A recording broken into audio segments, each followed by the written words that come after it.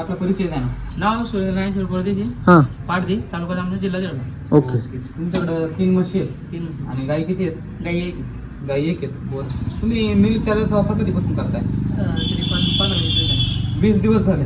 बरं, किती प्रमाणे सकाळ संध्याकाळ किती देत आहे? सकाळ संध्याकाळ मशीनला झाले 100, सकाळ संध्याकाळ 100 ग्राम, गाईले 50. म्हणजे दिवसातून 200 ग्राम म्हशीला. आणि गाईला 50 ग्राम सकाळी आणि 50 ग्राम संध्याकाळी. बरं, हे 15-20 दिवसामध्ये तुम्हाला म्हशीमध्ये किंवा गाईच्या याच्यामध्ये काय काय बदल जाणवतो? या म्हशीचं शेण पात्र ते आता घट्ट झालं. पहिल्यानं वापरलं पण मग ते पात्रच फेकून ते त्याच्यानंतर बंद केलं तुम्ही ना थोडा दिवस. बरं, परत सुरू केलं पण आता कमी प्रमाणानुसार सुरू केलं. पहिला नाही कट्टी 200 वापरायचं ना, ते संडासला वापरायचं. आता 30-40 ग्रॅम असं सुरुवात केली, तिथे 100 झाले. आता 100 चालेल. म्हणजे सुरुवातीला वापर केल्यानंतर तिचं शेण पातळ आलं. तिच्या पोटामध्ये जे काही विषाक्त पदार्थ असतील, टॉक्सिक एलिमेंट असतील, ते पहिल्यांदा बाहेर टाकतं, कारण ते पचनक्रियेवरती काम करतं. बरोबर. मग त्याच्यामुळे त्याचं काय झालं, विषाक्तपणा जो आहे तो पूर्णपणे बाहेर आला आणि आता ते पूर्णपणे सुरळीत होते. आता शेण कसं येतंय? आज घट्ट आहे. वास वगैरे शेणाचा नाही बाकी. पूर्वी वास यायचा. वास यायचा? किती वास यायचा? जास्त खूप प्रमाणात यायचा. आता बघितलं तर कुठं म्हणजे गोट्यामध्ये असं घाणेरडा वगैरे पण नाही तुमचा.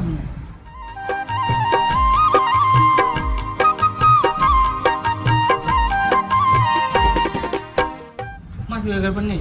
पहिलं गोचिड होत्या, गोचिड? खूप गोचिड होत्या. अंगावर गोचिड होत्या? काहीच नाही. मेन चार्जरमुळं गोचिड पण गेले. गेला. बरं, आणि तुम्ही चारा खाण्याचं काहीतरी सांगत होते आता? चारा आपल्याला कमी आहे आता, म्हणजे चारा आहे ना तो कमी आहे आता. बरं, आपण कमी टाकतो पण दूध तेवढंच निघतंय. म्हणजे आधी चारा होता भरपूर पण मग दूध कमी होतं. दूध कमी होत नाही. आता चारा कमी परंतु दूध तेवढं मेंटेन. म्हणजे त्यांचं काय म्हणणं झालं माहिती का, चारा कमी झाला तरी फरक पडला नाही मिल्क चार्जर मुळे. कमी चाऱ्यामध्ये पण दूध तुमचं यादी मेंटेन हा. आणखी विशेष काय काय फरक सांगतो तुम्हाला बदल? दूध म्हणजे अंगावर किती आली? आणि आधी खराब दिसत. बरं, जनावर असे शांत वगैरे झाले असं काही शांत दिसतंय सांगा. बरं, आणि तुम्हाला माहिती कुठून भेटली म्हणजे याच्याबद्दल? आपण युट्यूब रामकरांचे पाहिले व्हिडिओ बघितले.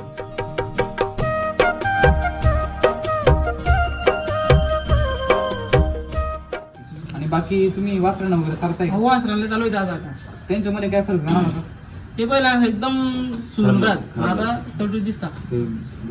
गोरं एकदम बारीक होतं पहिल्या, एकदम बारीक होतं. ते पण तिच्या गोचिड गिचिड आता तर चमकते ते डायरेक्ट. एकदम गोजीरवाना गोंड दिसतो. बरं, दुधाच्या टेस्ट मध्ये काही फरक वगैरे जाणवलं का? पहिलं वास आहे दुधाचा.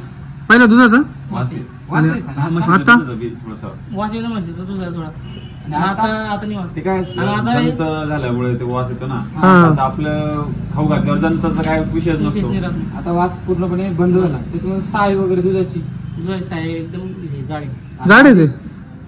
आधी बी थोडंफार फरक जाणवतोय. म्हणजे आधीपेक्षा आता जाड यायला लागली थोडक्यात. बरं, आणि एक दुधाच्या खाण्यामध्ये चवीमध्ये प्रमाणामध्ये चांगलं आता गोड यायला लागलं.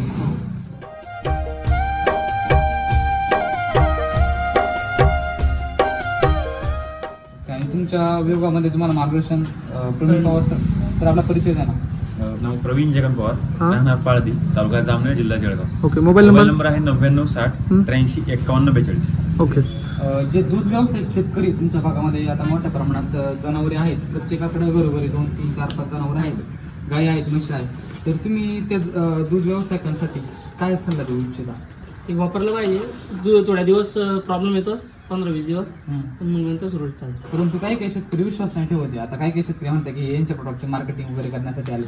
तुम्हाला काय वाटतं, खरंच गरजेचं आहे का जनावर? मी दिलं एका जणाला, पण त्याचं ते म्हशीनं खाणं बंद केलं तर डेप पण खात नाही. म्हणजे पावडर टाकल्यावर म्हशी डेपच खात नाही. ते दूध पण कमी झालं, संध्याशी पण लागू राहिलं. त्यांना बंद करून टाका. म्हणजे ते मिल्क रेग्युलर वापर चालू केला पाहिजे तुम्ही. मिल्क चार्जरचे ना, ती म्हैस खात नव्हती ना, मिल्क चार्जर खात नव्हती. खाती म्हणजे ते वास घेत होते तिथे, फक्त वास घेत होते ना. म्हणजे ते काय झालं, ज्या म्हशीने डेप खायची ना, ती खाणं बंद केलं आणि जिने खाल्लं तिला पातळ संडाशी झालं, त्यांनी ते बंद केलं. काय होतं मला एक सांगा, आपल्याला डिसिजन घ्यावं लागतं. आपल्या पोटामध्ये व्यवस्थित पचन जर झालं नाही तर आता ज्यावेळेस आपण मिल्क चार्जर देतो जनावरांचं सगळ्यात महत्वाचं काय होतं, जनावरांच्या शरीराची झालेलं झीज भरून निघते.